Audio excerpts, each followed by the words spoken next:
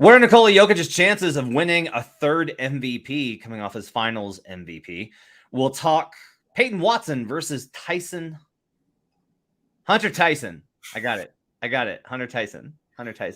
And I got some questions for Adam about strategy for the Nuggets as far as the in-season tournament goes. This is Locked On. It's a Matt topic right there. You are Locked On Nuggets, your daily Denver Nuggets podcast. Part of the Locked On Podcast Network, your team every day.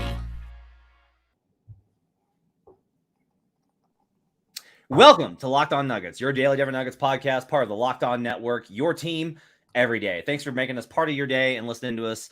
If you're an everyday or especially, we appreciate you guys being a part of the community and joining us on all platforms, whichever one you choose, whether you want to join us on Apple Podcasts, leave us those 5-star reviews, Spotify, check us out on YouTube. You can catch a live version of the show with World's Finest every Sunday night, as folks like Dragutin is hanging out with us in the chat segment.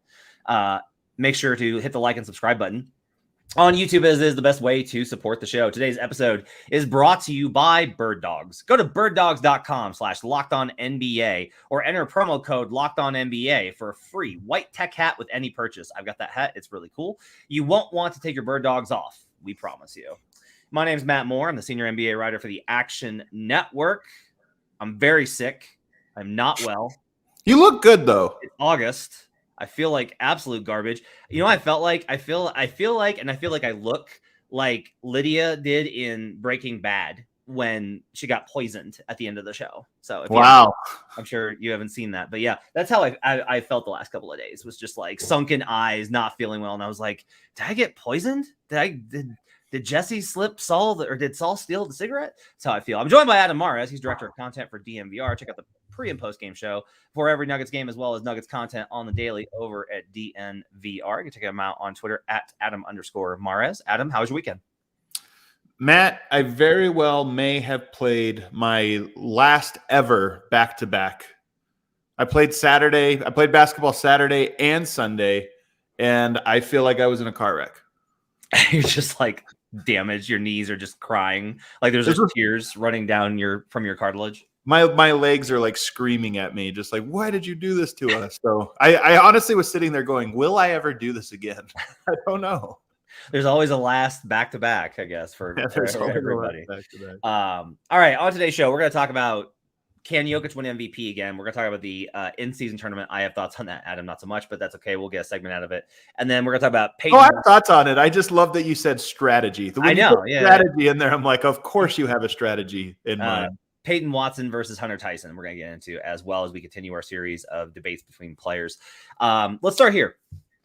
So over at FanDuel Sportsbook, official sponsor of Locked On and Locked On NBA, the Denver Nuggets obviously are up there in the futures department for winning the title. They are currently 10 cents behind the Boston Celtics for the favorite to. They're behind the Celtics now? Yeah, after money came in. I think there's been a little bit of a fade on Denver as things have gone into. Oh, yeah. I'm going to imagine, actually, I'll tell you what I think that is. If the win total goes down, they will adjust the market. I bet you there's been enough under money on the 54.5 that it has moved their title odds down 10 cents. Maybe it was Vlatko Čančar. You never know. Maybe it was Vlatko Čančar. But Nikola Jokic is the favorite currently to win the 2024 MVP at plus 430. There's a lot of ways to go with this. I will start by saying I have said surely Jokic can't win it again over and over. And every year he's in contention for it. That was before the championship, though, man. It's true. And so I can't really justify saying he's not going to win it. I can't rule him out. There are all sorts of reasons why I would not bet it. But if we're just talking about picking it and who's going to win it, I mean, yeah, like I think Jokic probably should be the favorite, given how effortlessly and completely he dominates in the regular season and the fact that any and all, well, yeah, but about him is now completely dead. I think that the narrative, like if we start by just saying the narrative, I don't know that there's a narrative reason he can't win it anymore. I really don't. Like winning the title last year, you got the 2 in a row, could have been 3. There's even the narrative maybe in his favor that actually boosts him up with he should have won last year, so if that's a tiebreaker. It shouldn't be, but humans think this way. There's no narrative, and I just think that if he's the best player in the league and having the best season, there is zero hesitation in giving it to him this year, which is different from any of the previous 3 seasons. To be honest with you, even 3 seasons ago when he won his first one, there was still some like, well, has he proven it or this or that? But now I just feel like there's no narrative reason he can't win it. He's got to obviously perform. He's got to do it now. But I just don't think there should be any hesitation. And then lastly, Matt, I don't know what you think, but I don't know that it would be a distraction this year. Like last year, it was a distraction. And clearly he didn't want it and the attention and this, that. I don't think he wants the attention, and I don't think he cares for it. But he didn't tank his odds 2 years ago or 3 years ago. Last year, he probably did a little bit. This year, I just think he's like, they give it to me. I don't care, but I'm not going to run from it. Yeah, I think it's hard to, it'll be hard to, I think, replicate some of the conversational aspects of last year. It was a very once in a blue moon kind of situation. How can I put this?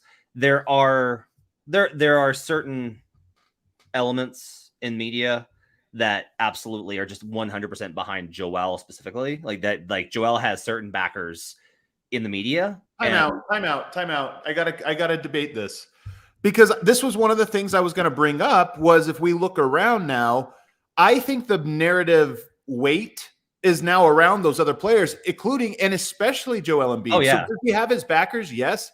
But I feel like this next year, Joel Embiid has to win by, 10%.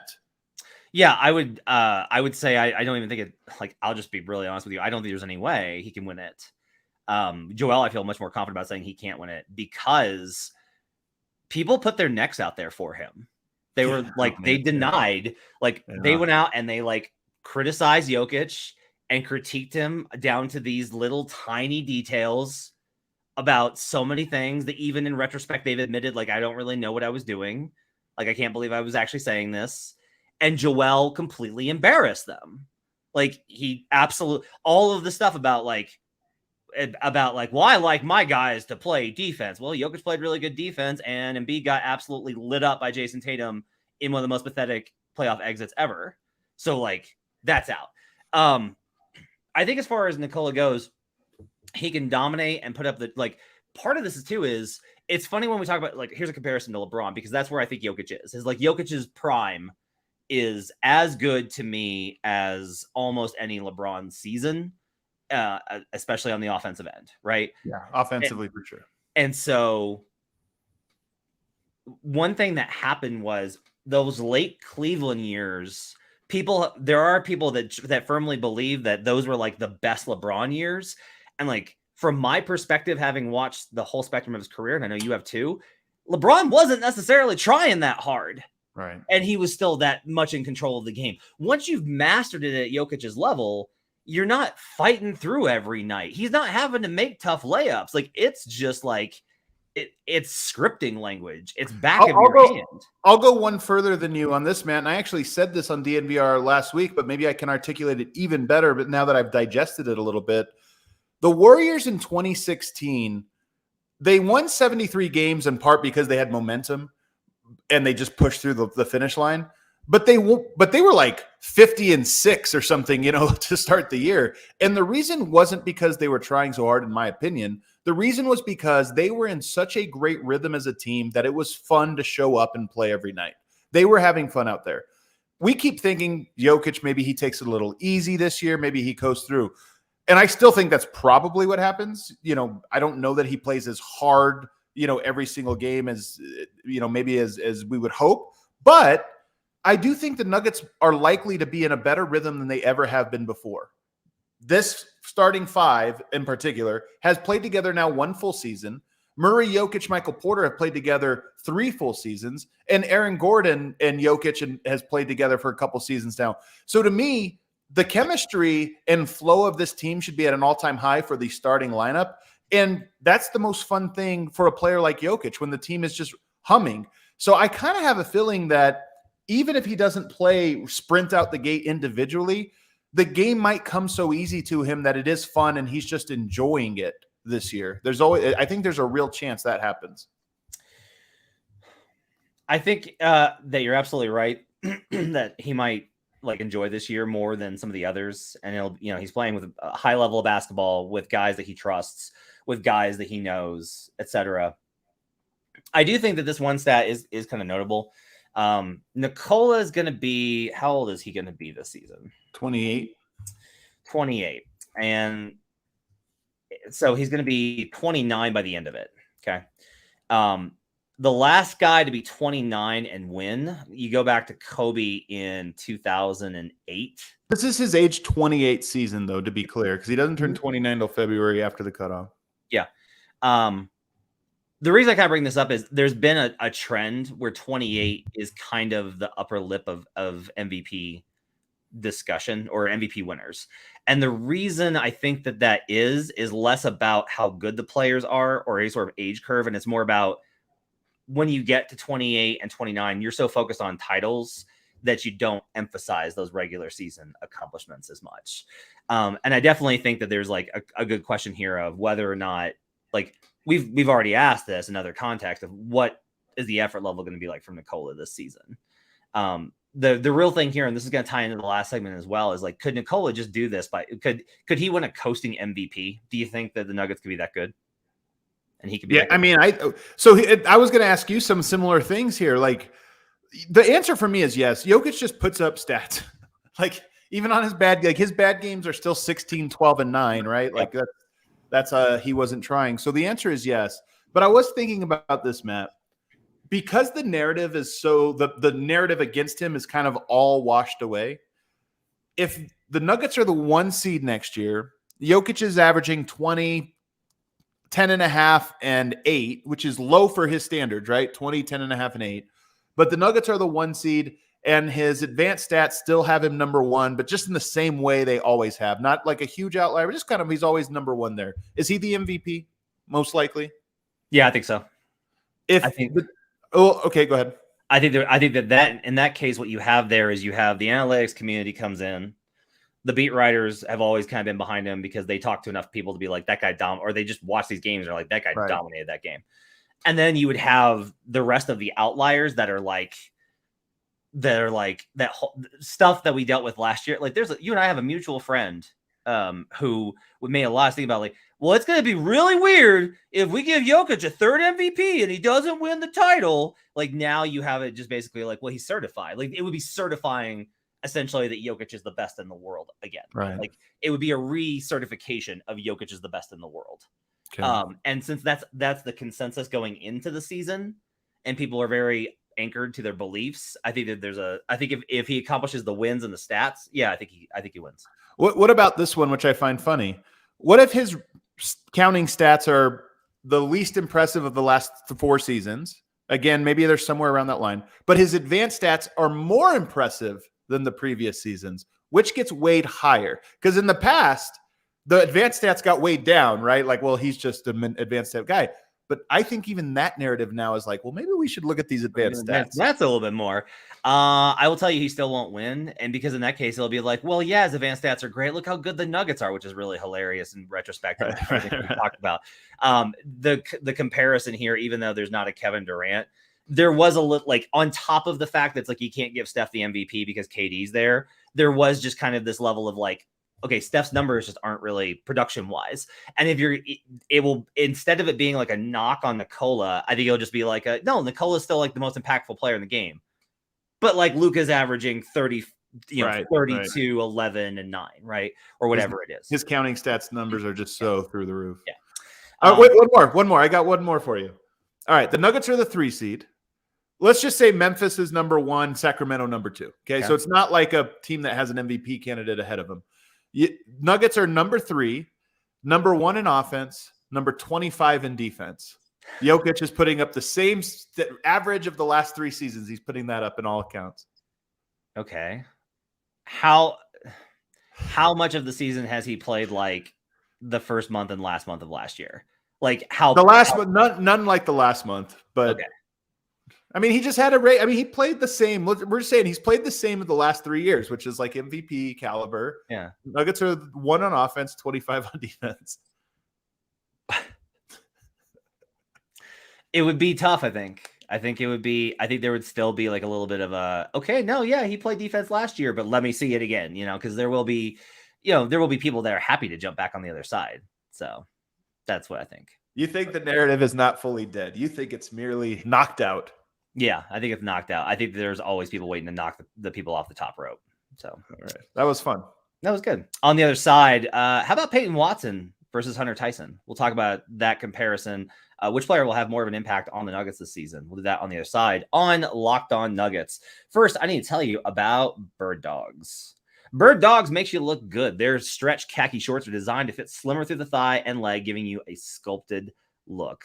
The shorts do the exact same thing as Lululemon, but they fit way better. They fit way better than regular shorts that are made of a stiff, restricting cotton. They fixed this by inventing cloud knit fabric that looks just like khaki but stretches, so you get a way slimmer fit without having to sacrifice movement.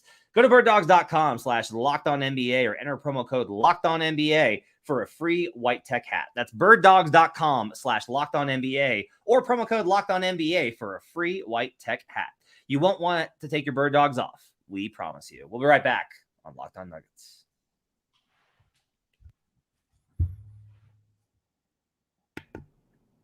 Back here on Locked On Nuggets. Thanks for joining us and making us part of your day. Appreciate you guys being with us. Hey, shout out to David here. David says that he's got a timely show providing relief from a brutal storm on an Army base in California. Stay safe, David. Appreciate you, man. David joins the show all the time, so really appreciate David hanging out with us. And yeah, definitely stay safe. That's from the hurricane, as it was described. All right, so Peyton Watson versus Hunter Tyson. Scale of 1 to 10, how surprised would you be if Hunter Tyson took the majority of Peyton Watson's rotation planned minutes by the end of the season? Scale of 1 to 10. Hunter Tyson over Peyton Watson? Mm-hmm. Blown away. Really? Blown away. I don't know that I could say another two young players where one overtook them that would be more shocking to me. Okay. In the Jokic era, like Jokic overtaking Moutier, I guess was a big shock, mostly because we didn't know who Jokic was. But outside of that, I don't think there would have been another two prospects where one took over from the other. Why do you say that? Well, for one, just who else would it be? Like Murray was supposed to be there. I don't know if there's another one. But two, the Nuggets to me are all in on Peyton Watson. It just they have an investment and an attachment to him. He's a first-round pick. You're always more attached to your first-round picks for various reasons. Like you're more incentivized to get them to work out. Peyton Watson the track has been laid for him to get an opportunity this year, whereas Hunter Tyson is more like the track is being laid for him to be able to play next year, the following year. And then on top of that, just the mold of player. I think Hunter Tyson looks like a great offensive player, and I'm really excited about what he can be. And I think he looks like a good defensive player. Peyton Watson looks like a great defensive prospect who has some offense that can come along. And I just think Denver probably is looking more at the defensive side there. Okay. So on the scale, because I just pulled that out randomly, let's assume that like 1 would be, that's what I expect, right? Like I would actually like anticipate that would be the case. 5 would be like not shocked at all. Does that make sense? On the scale? Yeah, I think I would probably be a 5.5, maybe a 6. Not shocked at all, mildly shocked. I guess that would be. I do not. Like, oh. I don't put as much stock in the very small sample of games that he played in last year. I did not look at him in summer league and go like, oh, that's a guy that's like ready for the NBA. Like he's an NBA player. He's above all these other dudes. He doesn't need to be here at all. Did not see that. This is a team that runs on reads and high execution. And those are things that I think are especially tough for a young player whose primary gifts are athleticism. And that's not to say that he can't catch up to those things. He certainly could. Like I'm open to being wrong here. But at the same time, like Hunter Tyson, it's basically like you're basing this off of he had a few good games in Vegas versus non-NBA competition. And that's certainly accurate. My counter to that would be he brought a mentality, an approach, and a readiness that's the whole thing here, right? Is like, if you want to play for this team in 2024, you have to be ready because they're contending for a title right now. You have to be ready. And whatever Hunter Tyson is, he is more ready that he may be nothing, but he is more ready to be nothing than Peyton Watson is ready to be whatever he's supposed to be, which is like a major impact, versatile toolkit, do it all kind of guy. And that combination to me means that, like, I think the floor for Peyton Watson is very low. And it may be a situation where you get to March and you're just, or not even March, January, and you're just like, look, he's just not ready. Like, we thought he would get there. It hasn't happened. And some of this stuff is not even like, it's not about how hard he works or any of these other things. It can be injuries. It can be circumstance. It can just be like how the team play. There's all these ways it can mess with that curve that he's supposed to be on. And to me, the guy that can benefit most out of Strother and Pickett and Tyson would be Tyson. You know, Zeke is the obvious one here that he slots in and plays more 4, but they don't have a 5, right? So that's kind of the equation here. He does, of the guys, he does seem to have a path to just positionally. I think that is like one box in his favor. So I think that versatility, I think, really matters, especially with, like, if you're Malone and you're trying to find multiple lineups, that I think definitely does matter in terms of that equation. And a lot of this is also going to be like, how many mistakes do you make? Because that's really like a lot of this equation. When we talk about being ready, that's usually like the shorthand. It's just like, how mistake prone are you on the floor?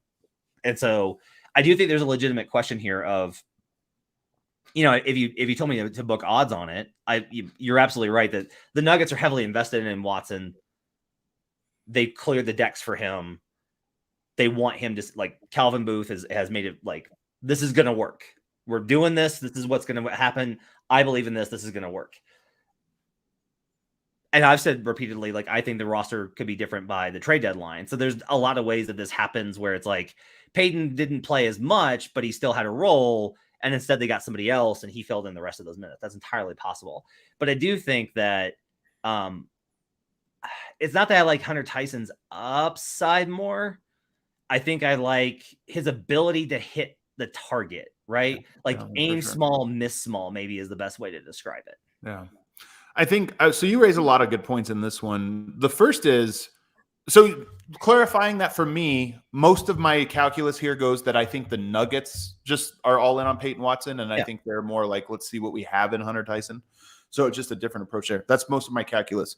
I would agree with you in that you watch those two guys and Hunter Tyson looked as ready as Peyton Watson.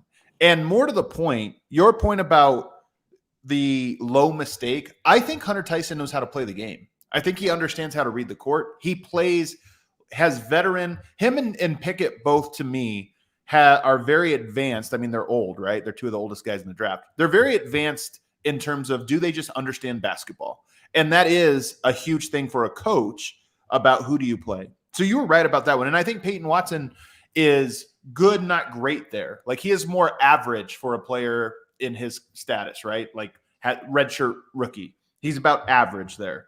So I do think that is one advantage to Hunter. And then the positional thing is also advantage Hunter. But still, to me, if I'm weighing all of these things, what is the team hoping to do and who is going to get the first crack? Like, on day one, where do these guys slot up? Peyton Watson on day one slots up as the backup small forward. Yeah. Hunter Tyson slots up as the third string. And it is very hard to – it's not impossible, but it's very hard to break out of that. It almost never happens in the first month of a season. You go through all training camp, whatever.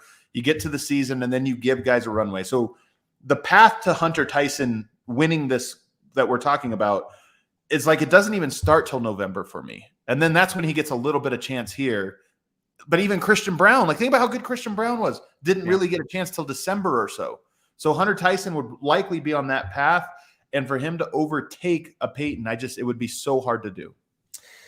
Yeah, I think Christian was facing against a little bit more veteran guys that he had to kind of like edge and bump out of the way for minutes. I think was part of it. Definitely. And so this is kind of the thing, is just like, if it were to come down to Hunter versus Watson, right? Like, Hunter versus the field, you're right, I don't like. If it was like, well, if it's going to be anybody, it's going to be Watson or it's going to be Hunter, that becomes like a more interesting question, I think, as far as it goes. By the end of the season, who do you think is going to be a more reliable defensive player? Peyton. Would it surprise you if it wasn't? Just that part, not all around, just defensively. Yes. Same. Yeah. And I think that's another key here is if you had to have one thing, you'd probably just have a good defensive player who kind of screws you up on offense, but whatever, he guards and he makes plays. And I think Hunter is like a well-rounded guy who might be adequate on defense, but a coach starting to think about the playoffs, it's, can he really give us 3 minutes against Kevin Durant just in a staggered lineup? Yeah. And maybe not. Okay, Peyton we think can. So forget everything else. Yeah, that's a good part of the equation too, is factoring in the playoff stuff I think matters here too. That's a good point. On the other side, the in-season tournament, the schedule's set. We haven't really talked about it. Look, the Nuggets don't need to win it. They probably won't want to win it. But could the Nuggets just win it anyway? We'll talk about that on the other side on Locked On Nuggets.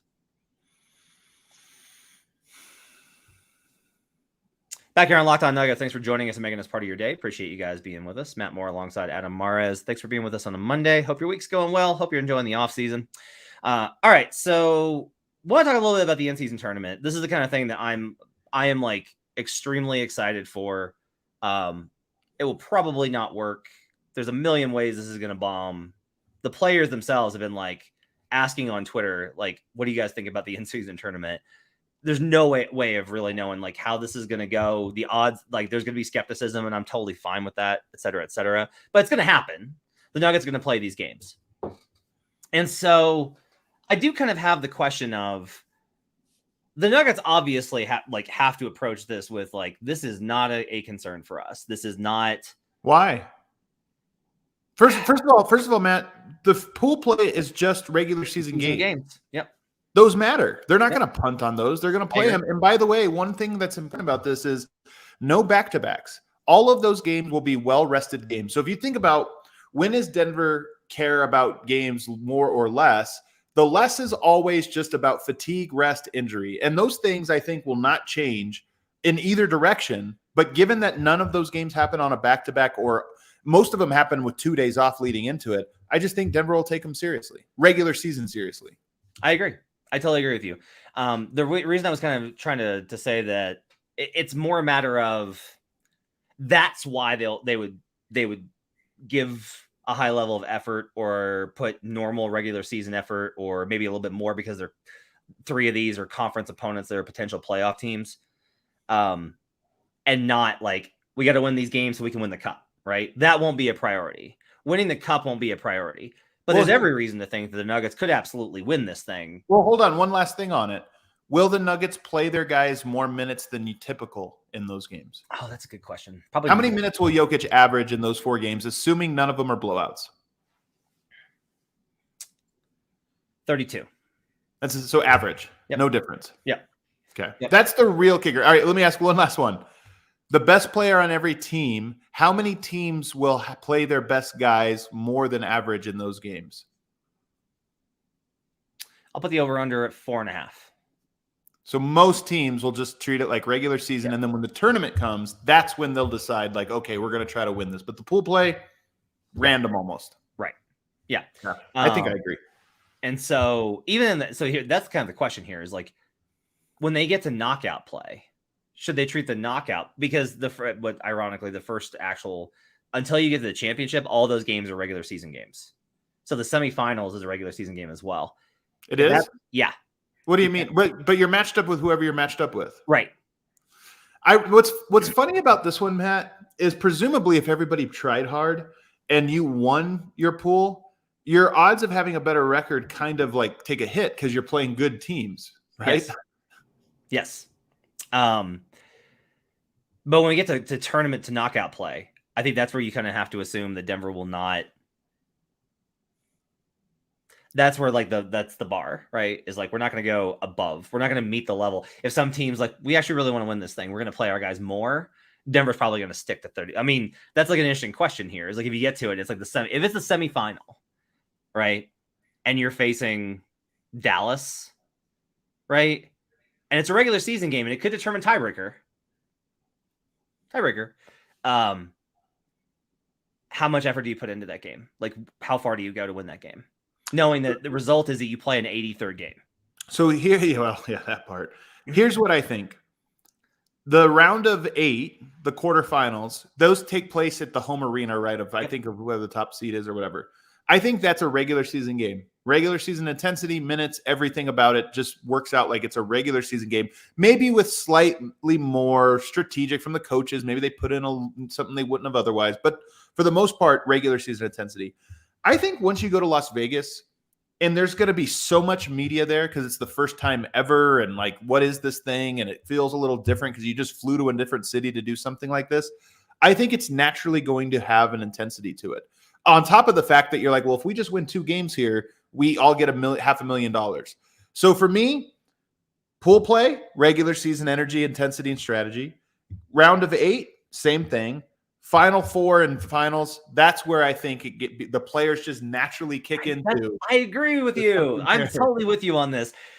My argument in favor of this entire thing has been that the players, when you ask them about it, are going to be like, whatever, I don't care. But when you have the most competitive athletes in the world, and it's like, if you lose this, you go home and that other team gets to go on and they get the money. Right. They get your money. Like, once that gets in there, I think that they're going to be like, no, I'm not I think a lot of this is that there's going to be enough of, I'm not letting that guy win. I may not win. I don't care about winning. I'm not letting him win. That guy's not winning. Imagine it's Dallas in the semifinals and it's like Grant Williams, right? And it's like, okay, whatever. But like Grant Williams is going to like. Oh, especially if we have, I mean, think about if it's like Portland's James Harden versus the 76ers in the semifinal. Yeah. Some team where it's like, oh man, now this isn't just a game. It's not just that. It's like, no, I can't let those guys get the money. And then on top of that, it being in Vegas is a funny wrinkle to me. Yeah. Because I do wonder, like, there's 2 types of players in the NBA, right? Well, there's really 3. There's a middle class, but there are superstars where $500,000 is a cool bonus, right? That's cool. And then there's guys where it's like, that's a big, meaningful amount of money. Those guys, the lower tier guys, they get that $500,000. They probably have a great night in Vegas, go all out. Jamal Murray, I don't know if Jamal Murray's this type, but Jamal Murray gets $500,000 bonus. That might be a $500,000 night in Vegas. Yeah. Yeah. It might not be Murray, but you can imagine James Harden type or somebody of that nature. It's like, hey man, if we do this, guess how fun this weekend is. Yeah, this is gonna be awesome. Yeah, exactly. So like these little things I think are gonna matter. And so I do kind of wonder if the Nuggets can go ahead and win. I actually, because this is the type of nerd I am, I have win percentages against their opponents. Let's hear it. Dallas, I have them as a 58% favorite. I think that's right. The Clippers, I actually have them at 62. That's both home games, so I think that's right. The Pelicans, I actually have them even. They're coin flip. I think that's also right. Maybe a slight underdog there on the road in New Orleans. Yep. And then I have them 68% against Houston. The Houston one's hilarious to me. I think that one might be too high. It's at the end of a 5-day road trip. It's the longest road trip of the year, and that's the last leg of it. So I do think that that one might be a sneaky, like, it's the last game. It's the last game. So I do think there's something to Denver, like, the last game, if like if we win this, we're in. Maybe they're a little bit more motivated or less. I don't know, but maybe less. Yeah, maybe less motivated. I mean, what if they're 1-2, right? And it's like they're not gonna win the group. They're not gonna make it into the knockout. Like it's for sure. They've already. Yeah. Then that one, feels like even less important. You know what's interesting though, Matt? And I didn't think of this. We agreed that the Nuggets' November was tough and that their start was kind of tough. There's an at-large wild card at bid for the 2 best records who didn't win their pool. Yep. And the Nuggets have a hard opening schedule there. So I didn't think of this, but the opening schedule part actually does. There's always somebody that gets easy at the start and hard at the start. And the teams that get the easier start actually have a better chance of at least being a wild card, which means a better chance of winning the $500,000. Kind of an interesting thing. It's all tied in. I love it. This is the stuff I love. I'm going to be doing tiebreakers in November for the in-season tournament. Here's what needs to happen for this thing to really take off, and it's not going to. I just don't think it'll take too much time. But if this lasts for 20, 30 years, I do think there's going to be a world in which a team not only wins the title 2-3 years in a row in a little dynasty, but then there's going to be a team that wins that also. Yes. And it's going to be like, you know what? There's been a handful of three-peats throughout history, but only one team three-peated both tournaments or whatever. And I think that'll be kind of cool. With the Chicago Bulls, is there a Bulls run? Any of the three-peats where you think if this would have existed, they would have won the tournament? Yes, both of them. They both repeat. Jordan would have been like, no, we're winning that too. Uh, Jordan would be like, I don't care. We're winning that too. You're forgetting one key factor here. What? The games being in Vegas is actually a negative for Jordan. Because he's not waiting to win the money to spend the money. He's out at the casinos. The difference is it doesn't change how he plays. So that's true. Like, it's like, Jordan lost $17 million last night at blackjack, dropped 35 and won the cup. Like that would be, was up until 6 a.m. playing blackjack, and doesn't matter. I'm with you, because I go back to the really great teams that were just like, let's win everything. Let's win as much as we can all the time. The Warriors in 2016 absolutely would have been like, no, we're winning this too. Like, right. It would have been like, meh. They would have been like, no, we're winning this too. We're going to win everything. Does it, like, I don't care about it, but I'm not going to let you win it. I'm winning it. It's mine.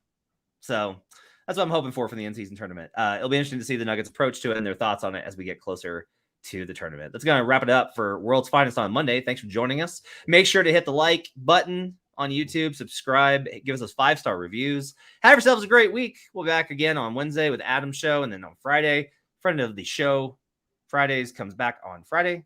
We'll see you guys again next time on Locked On Nuggets.